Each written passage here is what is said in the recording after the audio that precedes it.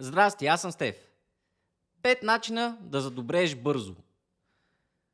Всички имаме сфери на живота, в които искаме да правим бърз прогрес. Окей, може би в почти всяка сфера искаме да правим бърз прогрес, искаме да забравим бързо. Не винаги е възможно. В смисъл, по някои неща ни се отдават малко повече, отколкото от други. Някои ги схващаме малко повече от други. Нормално е, всеки има силни и слаби страни.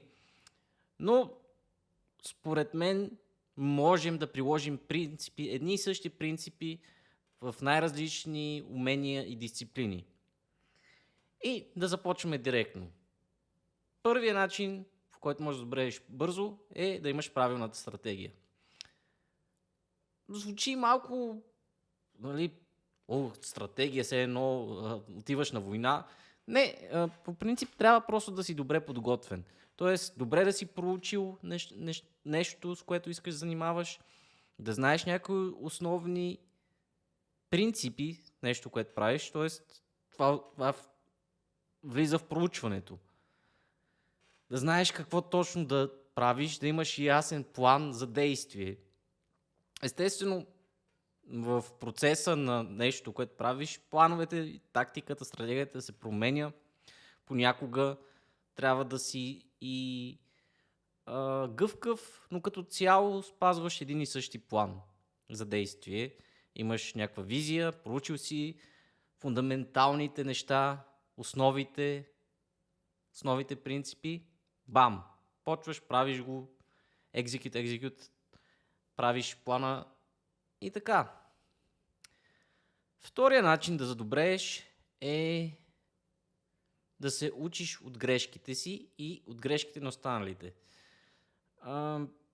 Сега трябва, това може би пак е до някъде обвързано с стратегията, но не съвсем, защото ако знаеш и виждаш, че правиш някакви грешки, трябва да се стремиш да ги избегнеш, да се получиш от тях и да избягваш някакви много, много фрапантни грешки, които можеш да видиш останалите, които правят това нещо, как ги допускат и си кажеш, окей, трябва да го избягвам това на всяка цена, защото иначе в смисъл, ако правиш нещо наистина фундаментално грешно, изначало няма как да постигнеш правилния резултат и освен това ще изградиш много лоши навици.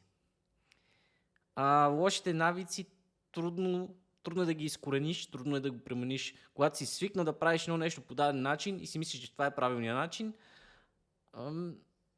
после е много трудно да се отучиш. Не е невъзможно, но е трудно. Това може техника в спорта, в фитнеса, в свиренето, пеенето, рисуването и всяко на друго нещо. По принцип има повече от един начин, нали, да свършиш дадено нещо, да свършиш дадена работа, но ако е грешно и ако ще ти навреди в дългосрочен план и в краткосрочен, то е хубаво да го избегнеш и съответно да се получиш от грешките. Отново тук има много контекст, много различни ситуации, но като цяло основната идея е, че просто трябва да си малко по-умен и да анализираш малко повече нещата. Сега, номер 3. Постоянството. Да, звучи банално, но е факт, че ако не си постоянен, няма как да постигнеш резултати. Колкото по-постоянен си, толкова повече свикваш да правиш нещото, което правиш и толкова по-бързо се трупа знанието ти, трупа се уменията ти и просто едва ли не се сливаш с нещо, което правиш. Като казвам постоянство, не казвам, че е задължително да го правиш абсолютно всеки ден, макар че ако го правиш всеки ден, страхотно. Ако можеш да поддържаш това ниво на постоянство и дисциплина, супер. Но да кажем, че не е възможно за всеки човек и не е реалистично в дългосрочен план. Затова аз казвам, че да забравим идеята за 365 Тоест, има 365 дни от годината, ще правя това нещо всеки ден, 365 дни от годината. Да забравим за това. Да поддържаме постоянство в дългосрочен план. И какво имам преди това? Да гледаме в дългосрочен план като 10 години напред. Тоест, 365 от 365 е хубаво, но ако прегориш или ако ти писне това нещо и ако не можеш да поддържаш това ниво на постоянство повече от година и спреш да правиш нещо, с което си захванал, какъв е смисъл? Така че, ако погледнем дългосрочен план, по-добре 3000 от 3650, отколкото 365 от 365 и в последствие 0.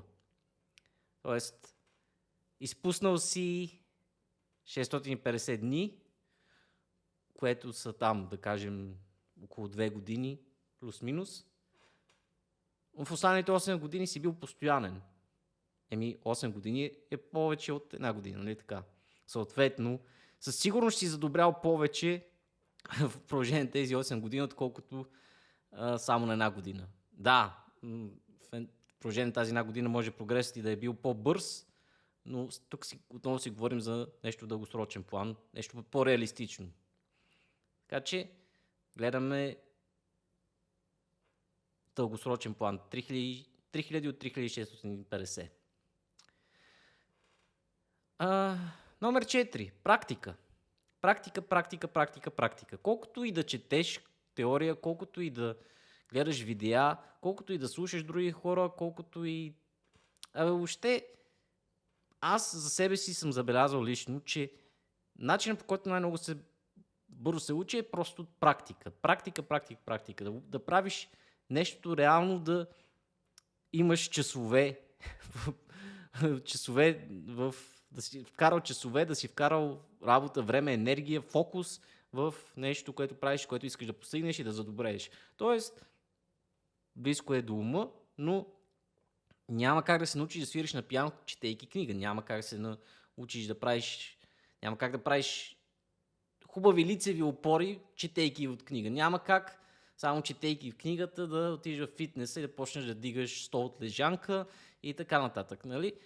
Всичко става с практика. И съответно, практикувайки, се научаваш на по-правилни методи за работа, по-правилни методи за подобряване на това, което правиш и още. В смисъл, защото гледайки едно видео и си кажеш, окей, нали, изглежда лесно, да, обаче когато дойде момента и трябва да го правиш, това, което си почел в книгата, теорията, не ти помага, ако нямаш опит при това. Така че практиката води до опит. Опита няма как да го придобиеш по друг начин, освен ако не практикуваш. Нали? Близко е до ума. Важи за всяко едно нещо. Включително, нали, с видеята. Сега, ако някой гледа това видео за първи път и каже, този човек толкова е надарен, толкова добре може да говори, нали, малко се хваля в момента, но да кажем, някой така си помисли, вау, как говори толкова свободно, толкова му идва отвътре.